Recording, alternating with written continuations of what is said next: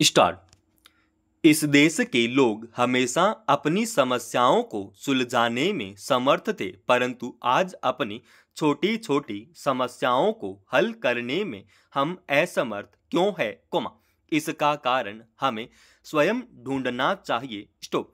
किसी जमाने में असम की समस्या विकट थी, लेकिन समय के साथ उसमें परिवर्तन आया है। स्टॉप। हमें आशा है उसको सुलझाने में अब हम असफल नहीं होंगे। स्टॉप।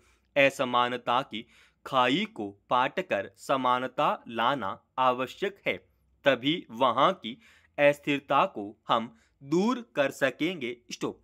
अनैतिकता से कभी भी समाज को न्याय नहीं मिल सकता। स्टॉप। नैतिकता एक अमूल्य निधि है, जिसका विकास करने से ही लोग अनैतिक कार्यों से बच सकते हैं। पैरा।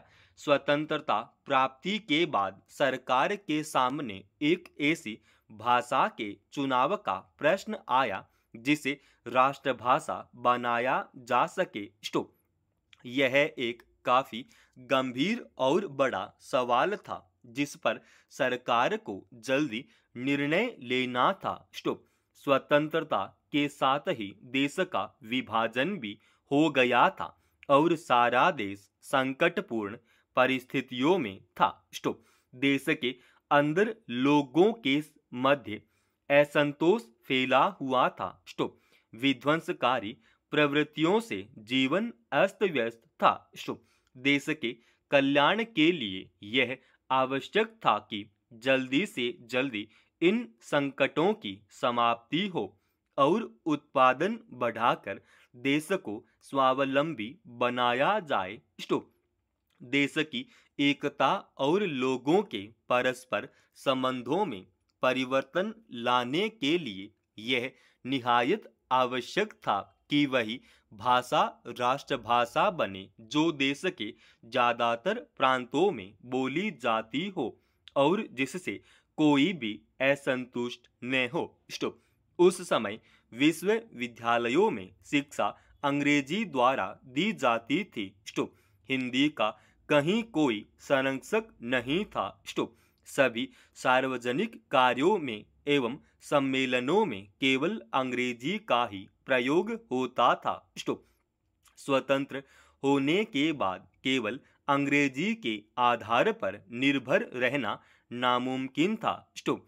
गंभीर विचार करने के बाद सरकार इस निष्कर्ष पर पहुंची कि हिंदी को ही राष्ट्रभाषा बनाया जाए, क्योंकि देश के ज्यादातर हिस्सों में हिंदी व्यवहार में लाई जाती थी। स्टॉप। तमाम शिक्षित व अशिक्षित लोग हिंदी समझते थे। स्टॉप। यद्यपि कुछ लोग इसके खिलाफ भी थे और कहीं कहीं इसका विरोध भी हुआ, परंतु ज्यादातर लोगों ने इस व्यवस्था को पसंद किया और इसका समर्थन किया। स्टॉप। इसीलिए केंद्र सरकार ने हिंदी को राजभाषा घोषित किया। स्टॉप। देश की एकता को महत्व देने वाला ऐसा कौन व्यक्ति होगा जो हिंदी का विरोध करेगा। स्टॉप। समस्त राष्ट्र प्रेमी जनता ने इस व्यवस्था का समर्थन किया। स्टॉप। वास्तव में हिंदी भाषा में इतने गुण विद्यमान हैं कि शायद ही कोई दूसरी भाषा इसका मुकाबला कर सके। पैरा। पिछले कुछ वर्षों में हिंदी को प्रोत्साहन देने के लिए केंद्र सरकार द्वारा अनेक योजनाएं बनाई गई, कई समितियां बनी ताकि उनकी सिफारिशों के अनुसार परस्पर परामर्श कर के हिंदी को प्रत्येक परिवार तक पहुंचाने की दृष्टि से योजनाएं तैयार की जा सके। स्टॉप। वास्तव में हिंदी के विकास के पीछे सरकार द्वारा संरक्षित अनेक सामाजिक व सांस्कृतिक संस्थाओं का भी काफी हाथ रहा है। स्टॉप। हिंदी में जनाब, कब्जा इत्यादि दूसरी भाषाओं के प्रचलित शब्दों को भी सम्मिलित कर लिया गया है। स्टॉप। हिंदी के इस परिवर्तन रूप ने इसको लोकप्रिय बनाने में काफी सहायता दी है। स्टॉप। इस सब का परिणाम यह हुआ है कि आज हिंदी समझने वालों की संख्या पहले से बहुत ज्यादा है। स्टॉप। इसका परिवार बहुत विस्तृत है। स्टॉप। इसमें संदेह नहीं कि भारत सरकार के संरक्षण में अगले कुछ वर्षों में यह संख्या अवश्य और भी ज्यादा हो जाएगी। स्टॉप। जाहिर है इस मामले में सरकार ने जो कुछ भी किया है कोई मामूली कार्य नहीं था। स्टॉप। यह सबको मालूम है कि भाषा संबंधी समस्या को सुलझाना कितना कठिन था। कुछ का यह विचार था कि हिंदीतर भाषी क्षेत्रों में लोगों को हिंदी के शिक्षण पर मजबूर किया जाएगा परंतु यह विचार बिल्कुल निरर्थक था। स्टॉप। यह दृष्टिकोण केवल उन लोगों का था जो हिंदी को नुकसान पहुंचाना चाहते थे। स्टॉप।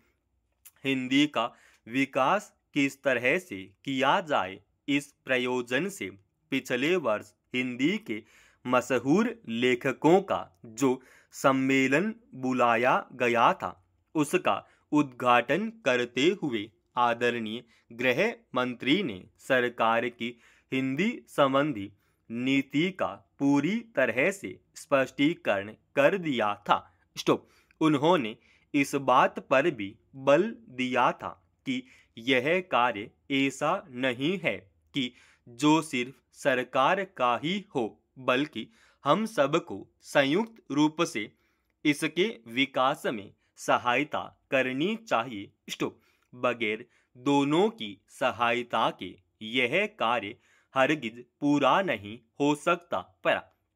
फिलहाल हिंदी का जो आदर का स्थान प्राप्त है वह ही काफी नहीं है। स्टॉप। संभव है आज भी हिंदी की विरोधी प्रत्यक्ष या अप्रत्यक्ष तौर पर इसकी ओर कठोर रुख अपनाएं। स्टॉप।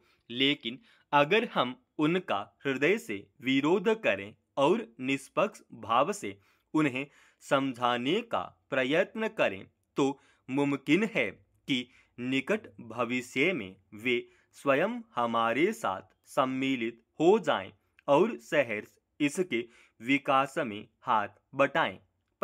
यदि हम चाहते हैं कि संसार में हिंदी को एक बहुत ऊंचा स्थान प्राप्त हो और संसार के ज्यादातर लोग इस महान देश और हमारी ऊंची संस्कृति को ज्यादा स्पष्ट तौर पर समझ सकें, तो क्या मैं और क्या आप देश के प्रत्येक नौजवान का यह कर्तव्य हो जाता है कि वह हृदय से इसके विकास में सहायता दे।